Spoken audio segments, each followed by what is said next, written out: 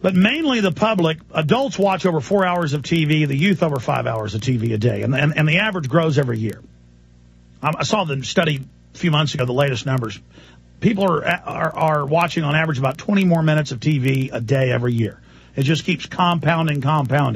And television with the flicker rate and the images admittedly puts you into a lower brainwave. It puts you into a sleep state. So do video games.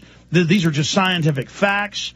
You can search engine, Google the term Alzheimer's, television viewing, it literally fries your brain. Whereas radio and reading boost your brain, your neuron connections, because when you hear me say yellow bicycle or Cape Canaveral or space shuttle or the dimensions of Miss America.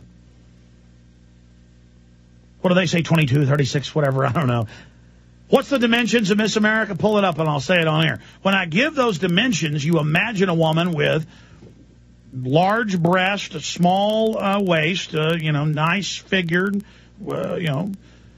you image that. If I say space shuttle, you image space shuttle. That makes new neurons, new connections.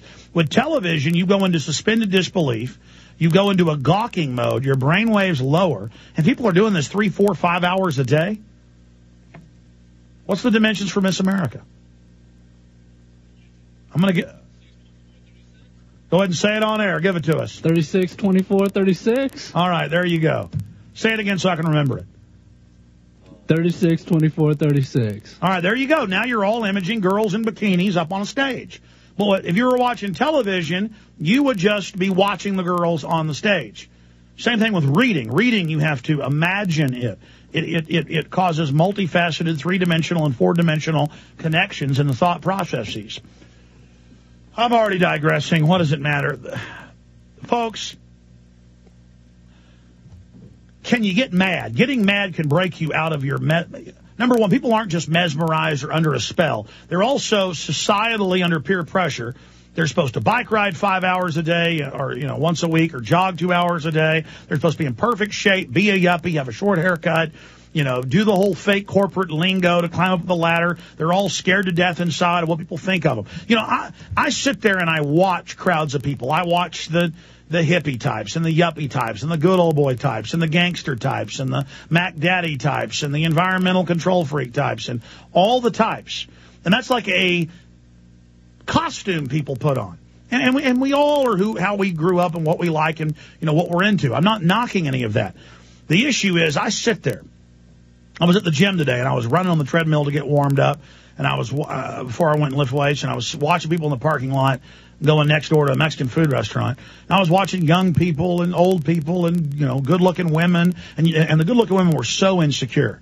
They'd get out and adjust their pants, and they'd adjust their bra, and they'd adjust their hair, and they'd kind of, get in their beautiful mode of kind of sticking their chest out and swaggering into the Mexican food restaurant. And I'd watch the men get out and look at their car and adjust their wallet and kind of stick their chest out. And I'm not a peacock, okay? And I know I do all those mannerisms as well. But above that, I've got my other levels of thought going on about just how amazed I am to be alive in this galaxy on a planet hurtling through space, orbiting a sun, and the deep oceans filled with all these little, millions of different forms of life and fish and plankton and krill and huge forest and sunsets and the moon and just the incredible dynamicness of life. I'm just mouth hanging open, unbelievable.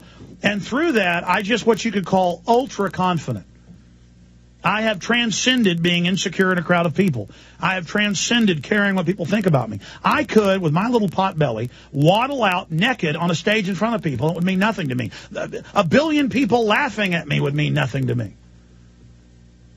Humiliation means nothing anymore. I mean, it's crazy. And I realize I'm free of programming now, or becoming more and more free.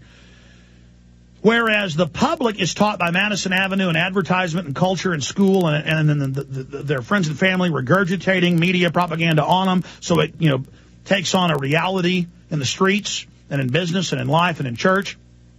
They're all scared to death. They're desperately trying to dress just right, act just right, so somebody doesn't think something about them.